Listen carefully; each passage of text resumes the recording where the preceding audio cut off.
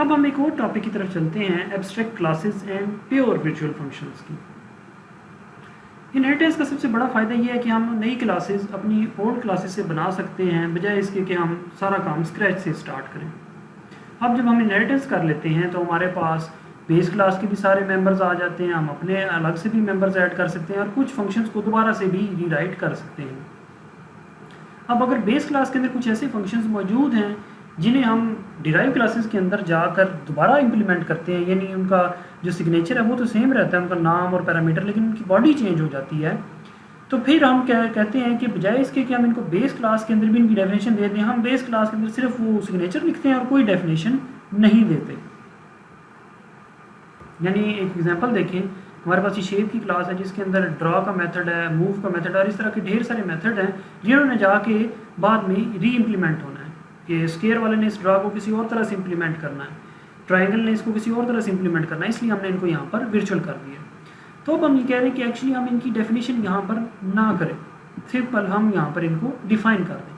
तो वर्चुअल तो हमने कर दिया है, इसको हम प्योर बना देते हैं, यानी हम इसके एंड पे यहाँ पर इक्वल टू 0 कर दें, जैसे हमने यहाँ पर किया है कि हमने इस फंक्शन को पहले वर्चुअल बनाया है और फिर हमने इसको प्योर बना दिया इक्वल टू 0 करके और सेमीकोलन लगा दिया। अब हम इसकी डेफिनेशन इस क्लास के अंदर नहीं देंगे।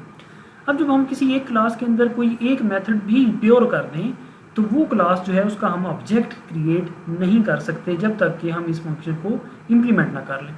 तो ऐसी क्लासेस को फिर हम एब्स्ट्रैक्ट क्लासेस कहते हैं।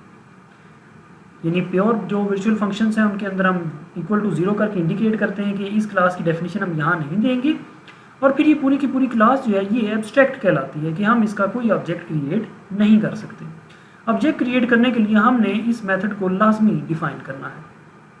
अब हमने क्लास बी ली है, उसको पब्लिकली इनहेरिट किया है और अपने इस प्रिंट वाले मेथड को यहाँ पर डिफाइन कर दिया है। तो अब ये यहाँ पे भी वर्चुअल ही रहेगा इनहेरिटेंस के नतीजे में, लेकिन वो यहाँ पर शो नहीं हो रहा, लेकिन ये वर्चुअल ही है। तो अब हमने इसकी यहाँ पे डेफिनेशन दे दी है। फिर हमने एक और क्लास सी बनाई है और उसको भी हमने ए से इनहेरिट करके उसको सी के लिए हाथ से दोबारा से हमने उसको प्रिंट का मेथड री इम्प्लीमेंट कर दिया। एक और फंक्शन लिया है, उसको हमने क्लास ए का एक ऑब्जेक्ट बाय रेफरेंस दिया है और फिर हमने उसका प्रिंट मेथड कॉल करने की कोशिश की। मेन में क्लास बी का ऑब्जेक्ट obj2 20 पास कर रहे हैं, फिर सी का ऑब्जेक्ट बना के उसको 30 पास कर रहे हैं। फंक्शन को एक दफ़ा हम obj2 देते हैं, यानी obj2 जो है वो बी क्लास का है, और एक दफ़ा हम obj3 देते हैं। ये दोनों पास हम कर सकते हैं इसलिए क्योंकि बेस क्लास को हम डिराइव क्लास के ऑब्जेक्ट जो है वो पास कर सकते हैं।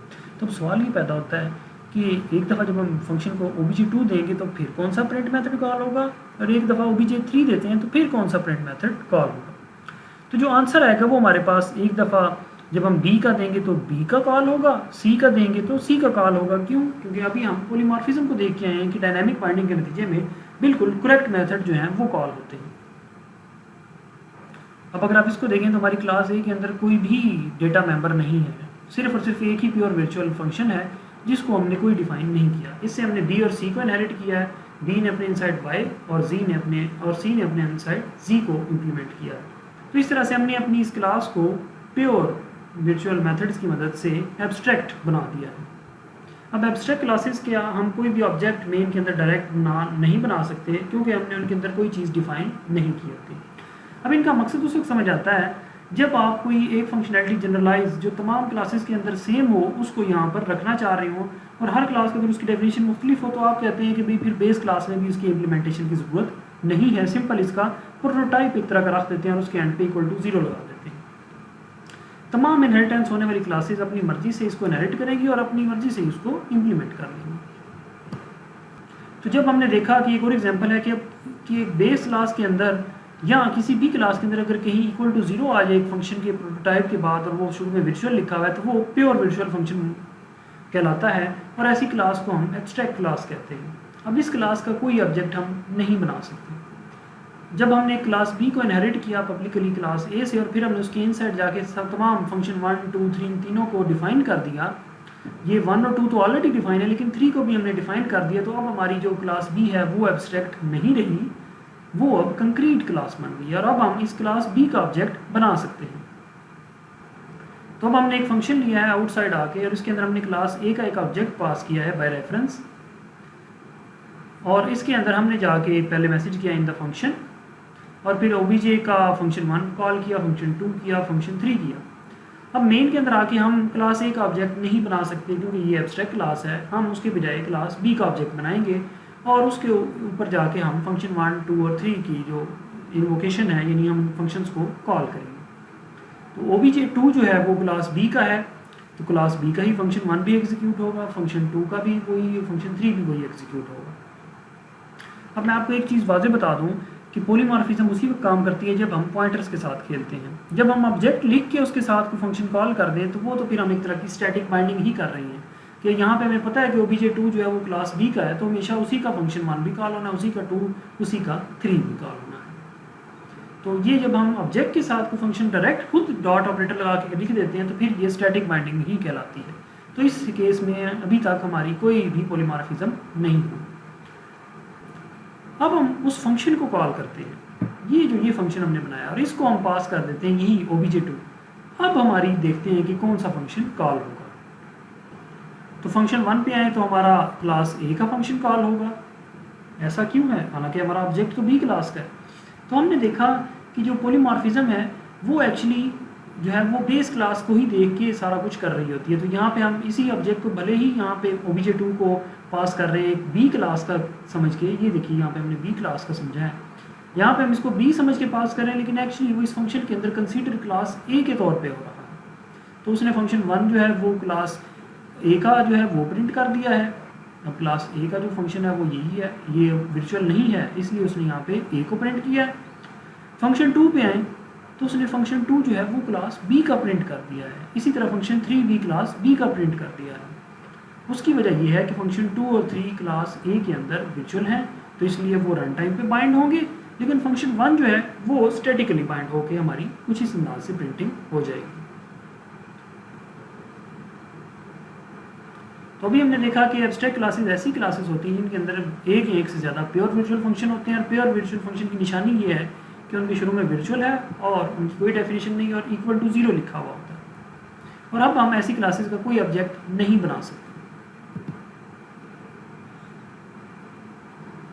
अब अगर हमारी शेप की क्लास से हमने रेक्टेंगल की क्लास डिराइव की है तो फिर हमें उसको भी जो है वो कोई ना कोई इम्प्लीमेंटेशन उसके इनसाइड देनी पड़ेगी, अदरवाइज वो भी एब्स्ट्रैक्ट क्लास ही कंसीडर हो जाएगी। तो हमारे जितने भी प्योर वर्चुअल फंक्शंस हैं वो हमारी इनहेरिटेंस के बाद हमने उनको लाजमी इंप्लीमेंट करना है, अदरवाइज वो जितनी क्लासेस में रहेंगे इक्वल टू 0 वो सारी की सारी एब्स्ट्रैक्ट क्लासेस बन जाएंगी। तो हमने कंक्रीट क्लास बनाने के लिए उन सबको रीडिफाइन करना है। अब हमारी एब्स्ट्रैक्ट क्लास के अंदर हमारे वेरिएबल्स भी आ सकते हैं, कंस्ट्रक्टर भी आ सकते हैं और ऐसे फंक्शंस भी हो सकते हैं जो कि इम्प्लीमेंटेड हैं और वो प्योर नहीं हैं। तो हमने अपनी क्लास के अंदर कंस्ट्रक्टर भी लिखने हैं लाजमी। तो हमारी एब्स्ट्रैक्ट क्लास के अंदर जो तो हमारे प्योर वर्चुअल फंक्शंस हैं जिनको हमने इक्वल टू 0 किया है उनकी तो हमने डेफिनेशन नहीं देनी, लेकिन हमने कंस्ट्रक्टर और बाकी फंक्शन जो वर्चुअल नहीं हमने रखे, प्योर वर्चुअल नहीं रखे, उनकी हमें डेफिनेशन देनी पड़ेगी। अब जैसे यहाँ पर देखिए हमारी क्लास ए एब्स्ट्रैक्ट है, ठीक है, उसमें फंक्शन 1 भी इंप्लीमेंट है, फंक्शन 2 भी इंप्लीमेंट है, लेकिन उसके अंदर ये इक्वल टू 0 है इसलिए एब्स्ट्रैक्ट है। हमने क्लास बी को पब्लिकली इनहेरिट किया है और इसके अंदर फंक्शन 1 और 2 को हमने री इम्प्लीमेंट किया या रीडिफाइन किया है। तो ऑल्दो कि हमने इनको रीडिफाइन तो कर दिया, लेकिन फंक्शन 3 जो इसके अंदर आएगा वो अभी भी वर्चुअल ही है, उसको हमने यहाँ पे डिफाइन नहीं किया, तो हमारी ये क्लास बी भी एब्स्ट्रैक्ट ही रहेगी। फिर हमने क्लास डी बनाई है, उसके अंदर हमने 1, 2 और 3 तीनों फंक्शन जो हैं वो इम्प्लीमेंट किए हैं, तो इसलिए अब ये हमारी कंक्रीट क्लास बन गई है। अब हम अपना एक फंक्शन आउट फन लिखते हैं और उसको क्लास ए का एक ऑब्जेक्ट पैरामीटर देते हैं, यानी बेस क्लास का एक ऑब्जेक्ट पास कर रहे हैं और उसके इनसाइड जाके हम देखते हैं कि कौन कौन सा फंक्शन एग्जीक्यूट होगा।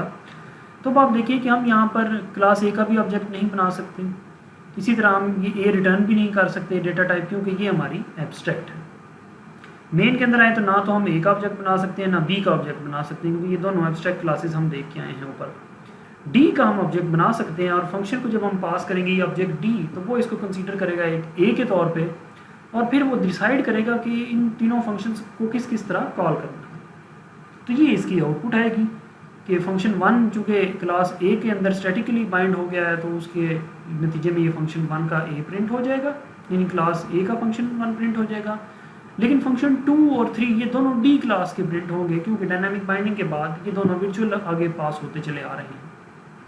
तो इस तरह से हमने देखा कि एक्चुअली अगर हम एब्स्ट्रैक्ट क्लासेस बना लें और उनके अंदर शेयर्ड फंक्शनैलिटी सिर्फ फंक्शन के नाम और उनके आगे इक्वल टू 0 कर दें और उनको वर्चुअल बना दें, तो वो हम एक्चुअली उनकी इम्प्लीमेंटेशन वहाँ नहीं देंगे, बल्कि हम डिराइव क्लासेस के अंदर जाकर उनकी इम्प्लीमेंटेशन दे रहे होंगे। और अगर किसी डिराइव क्लास के अंदर कोई एक भी फंक्शन ऐसा मौजूद है जो प्योर वर्चुअल है, तो हम उसका ऑब्जेक्ट नहीं बना सकते, वो भी एब्स्ट्रैक्ट क्लास ही रहती है। इसकी पॉलीमॉर्फिज्म की एक सबसे बड़ी एग्जांपल जो है वो आमतौर के ऊपर डिवाइस ड्राइवर्स के अंदर होती है। डिवाइस ड्राइवर्स आमतौर पर मुख्तलिफ कंपनीज़ के होते हैं, लेकिन उनको एक ऑपरेटिंग सिस्टम के बारे में इल्म होता है कि जैसे विंडोज़ है या लिनक्स है जिसके लिए आप वो ड्राइवर्स बना रहे हैं डिवाइस के, आपको ये ज़रूर मालूम होता है कि वो उनके लिए क्या क्या आपने फंक्शनलिटी प्रोवाइड करनी है।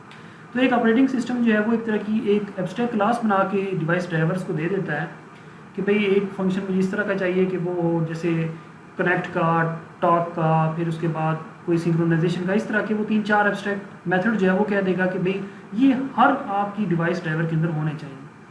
अब जो कंपनी डिवाइसेस बना रही है वो एक्चुअली उन सारे के सारे जो वर्चुअल फंक्शन है, प्योर वर्चुअल फंक्शंस, उनको अपने अंदाज से अपनी डिवाइस के लिहाज से जो है वो उन ड्राइवर्स के अंदर इम्प्लीमेंट कर देती है। तो अब जब आप किसी डिवाइस को कनेक्ट करते हैं अपने पीसी के साथ, तो ऑपरेटिंग सिस्टम सबसे पहले उन्हीं शेयर्ड फंक्शंस की कॉल करता है। तो वो शेयर्ड फंक्शन जो कि आपने वर्चुअल डिफाइन किए हुए हैं, तो हर डिवाइस को पता है कि उसके नज़दीक वो क्या फंक्शन परफॉर्म करेगी। तो रीड का मेथड जो है वो हार्ड डिस्क के लिए किसी और अंदाज से लिखा गया है, वो यूएसबी के लिए किसी और अंदाज से लिखा गया है, लेकिन उसका नाम सेम है। तो एक्चुअली इस तरह की पॉलीमॉर्फिज्म की मदद से जो ऑपरेटिंग सिस्टम और ये डिवाइस ड्राइवर्स हैं, इनको बड़े अच्छे अंदाज से इंटरफेस किया जाता है। तो अब ऐसी डिवाइसेस को हम कहते हैं ये प्लग एंड प्ले हैं। तो वो इसीलिए प्लग एंड प्ले होती हैं कि उनके अंदर हमने वो शेयर्ड फंक्शनैलिटी अपने हिसाब से इम्प्लीमेंट की हुई है। ऑपरेटिंग सिस्टम हमें एब्स्ट्रैक्ट क्लासेस दे देता है और डिवाइस जो कंपनीज है मैन्युफैक्चरिंग, वो उन डिवाइस ड्राइवर्स को लिखते हुए वो फंक्शनैलिटी या वो फंक्शन जो है वो एक्चुअली उनको इम्प्लीमेंट कर देते हैं। तो जैसे ही आप किसी डिवाइस को प्लग करते हैं तो वो ऑपरेटिंग सिस्टम के साथ थोड़ी सी बातचीत उनकी होती है और वो उसी वक्त डिवाइस इस्तेमाल के काबिल हो जाती है। तो पॉलीमॉर्फिज्म का ये सबसे बड़ा एक कह लेंगे एक एग्जांपल है कि किस तरीके से हमारी डिवाइस ड्राइवर्स और ऑपरेटिंग सिस्टम एक दूसरे से रब्ता करते हैं।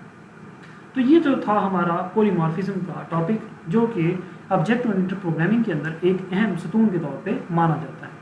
इसके अंदर हम जनरलाइजेशन करते हैं, यानी हम कोड जनरलाइज करके एब्स्ट्रैक्ट क्लासेस के अंदर लिख देते हैं और फिर हर डिराइव क्लास उसको अपने लिहाज से इम्प्लीमेंट कर लेती है और रन टाइम पे बाइंडिंग फर्दर ये चीज़ क्लियर कर देती है कि कौन सा मेथड कॉल होगा। आप इन तमाम एग्जांपल्स को विजुअल स्टूडियो के अंदर एक दफ़ा लिख कर कोड करके चलाएंगे तो आपकी अंडरस्टैंडिंग बेहतर हो जाएगी।